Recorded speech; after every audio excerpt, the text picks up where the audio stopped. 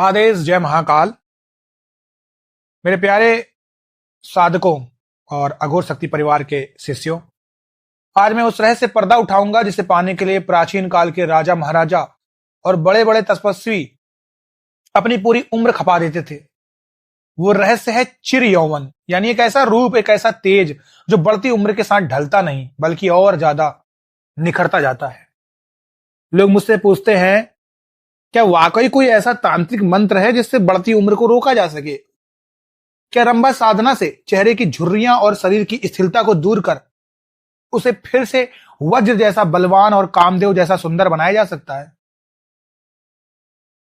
आज मैं तुम्हें रंभा साधना के दूसरे भाग में उस ऊर्जा के रूपांतरण का विज्ञान समझाऊंगा। रंभा केवल एक सुंदर स्त्री की आकृति नहीं है, वो ब्रह्मांड की वो अमृतमयी शक्ति है जो अगर साधक के रक्त में उतर जाए तो उसकी देह कभी वृद्ध नहीं होती। आज रंभा साधना विधान के इस दूसरे भाग में हम बात करेंगे उस दिव्य भोग और मंत्र की महिमा की जो तुम्हारे भीतर सोए हुए यौवन को फिर से जागृत कर देगा। यहां लोग सबसे ज्यादा गलती करते हैं, असली तरीका आगे ही समझ आता है। हमारा शरीर पंच तत्वों से बना है और इन तत्वों को नियंत्रित करती है हमारी प्राण शक्ति। जैसे जैसे उम्र बढ़ती है हमारे शरीर का शुक्र क्षीण होने लगता है और ओज घटने लगता है। रंभा अप्सरा की साधना का मुख्य उद्देश्य यही है कि उस दिव्य शुक्र तत्व को फिर से ऊपर की ओर किया जाए। लोगों के मन में सवाल आता है कि रंभा को प्रसन्न करने के लिए वो कौन सा भोग है जो हमारे शरीर को भी बल देता है। देखो, रंभा साधना में भोग का महत्व केवल पेट भरने से नहीं है, वो एक औषधि है। रंभा को सफेद रंग की शीतल वस्तुएं अत्यंत प्रिय हैं।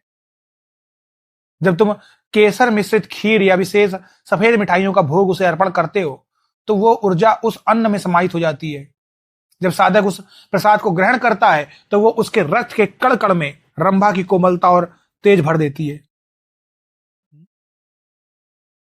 अब बात करते हैं उस गुप्त मंत्र की महिमा की। याद रखना, मंत्र केवल अक्षर नहीं होते, वो एक कंपन है। रंभा का जो तांत्रिक मंत्र है वो सीधे तुम्हारे स्वाधिष्ठान चक्र पर प्रहार करता है। यही वो चक्र है जो काम, सौंदर्य और सृजन का केंद्र है। जब इस चक्र पर मंत्र की चोट पड़ती है तो वहां जमा हुआ कचरा साफ होने लगता है और तुम्हारे चेहरे पर वो प्राकृतिक चमक आने लगती है जिसे कोई क्रीम या पाउडर नहीं दे सकता। यहां मैं तुम्हें मंत्र तो नहीं बताऊंगा क्योंकि वो गुरु दीक्षा का विषय है और बिना अधिकार के मंत्र जपना खुद को खतरे में डालना है। लेकिन मंत्र की शक्ति क्या कर सकती है वो सुन लो। कायाकल्प मंत्र के निरंतर जप से शरीर की कोशिकाएं यानी सेल्स फिर से जीवित होने लगती है। आकर्षण शक्ति, तुम्हारी वाणी में वो सहज जैसा प्रभाव आ जाता है कि लोग बस तुम्हें सुनते रहना चाहते हैं। तीसरा है दृष्टि वशीकरण, यानी तुम्हारी आंखों की पुतलियों में एक ऐसा विशेष सम्मोहन जागृत हो जाता है।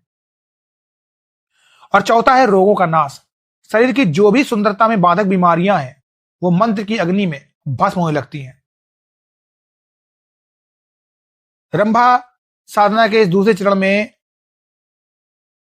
साधक को मंत्र और भाव के बीच एक सेतु बनाना पड़ता है। तुम्हें यह महसूस करना होता है कि हर मंत्र के साथ रंभा की वो स्वर्ण आभा तुम्हारे भीतर प्रवेश कर रही है। जब तुम मंत्र जपते हो तो तुम्हारे आसपास की सुगंध बदलने लगती है। वो सुगंध ही इस बात का प्रमाण है कि शक्ति तुमसे जुड़ चुकी है। देखो, याद रखो, यौवन केवल बाहर से नहीं आता, वो भीतर की ऊर्जा का विस्तार है। जो साधक अपनी वासना को उपासना में बदल देता है, रंभा उसे अपना प्रिय पुत्र या सखा मानकर उसे वरदान देती है कि वो 100 साल की उम्र में भी 25 साल के युवक जैसा तेज रखे। ये तंत्र का वो पक्ष है जो विज्ञान की समझ से बहुत परे है। इसे एक उदाहरण से समझते हैं, जैसे एक मुरझाया हुआ पौधा है। अगर तुम उस पर सिर्फ ऊपर से पानी छिड़कोगे तो वह ज्यादा दिन टिकेगा नहीं, लेकिन अगर तुम उसकी जड़ों में खाद और सही पोषण डालोगे तो फिर से हरा भरा हो जाएगा और नए फूल खिलेंगे। रंभा का मंत्र और भोग वही जड़ों का पोषण है। ये तुम्हारे भीतर की जड़ों चक्रों को खोद देता है। ये तुम्हारे भीतर की जड़ों चक्रों को वो खाद देता है, क्षमा करें, जिससे तुम्हारा शरीर रूपी जो पौधा होता है वो कभी मुरझाता नहीं और हमेशा खिलता रहता है। देखो, आज जो बताया वो सिर्फ ऊर्जा का परिचय है, एक छोटा सा इंट्रोडक्शन समझ लो इसे, परिचय टाइप का था। असली खेल उन सामग्रियों और गुप्त प्रयोगों में है जो इस ऊर्जा को बांधते हैं। देखो, साधक वास्तव में अगर रब्धा के उस गुप्त मंत्र को प्राप्त करना चाहते हैं और उस चिर यौवन की विद्धि को पूर्ण रूप से सीखना चाहते हैं, तो उसके लिए अगला चरण यानी केवल सदस्यों के लिए खुला है। वहां हम उन विशिष्ट नियमों की बात करेंगे जो दीक्षा के बिना संभव नहीं है। अपने रूप को कालजयी बनाओ, निर्णय तुम्हारा है। आदेश, आदेश, आदेश। जय महाकाल।